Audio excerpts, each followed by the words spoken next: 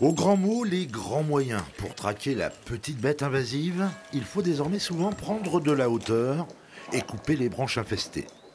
Et là, à gauche, il n'y en a pas un, là, sur ta gauche, là-haut? Depuis 5 ans, la chenille processionnaire gagne du terrain et s'invite au sommet de nombreux pins et cèdres du littoral, au point de devenir pour eux un véritable fléau. On voit vraiment la différence entre une branche saine, voilà, et une branche avec un cocon. Jean-Marie Carreau, spécialisé dans l'éradication des nuisibles, a vu ses interventions tripler ces dernières années. Car cette chenille est loin d'être inoffensive. Il faut surtout faire attention à la descente, donc à la procession en fait, des chenilles, où là ça peut être très dangereux pour les animaux, voire même pour les humains. Éviter de les toucher à main nue, éviter de les écraser, éviter de les balayer, prendre de bonnes précautions pour éviter d'avoir des réactions allergènes.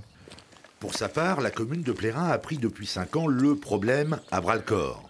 250 cocons détruits cet hiver sur le domaine communal. C'est 3 fois plus que l'an dernier. Alors plus que jamais, la prévention est en marche.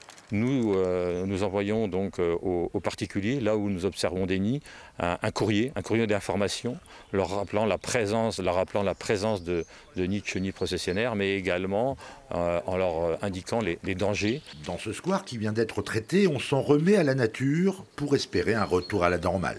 En mettant des nichoirs à mésanges, on incite les mésanges à venir nicher sur cet endroit, élever ses petits, et la nourriture à proximité, c'est les chenilles. Donc elles vont se servir dans les arbres.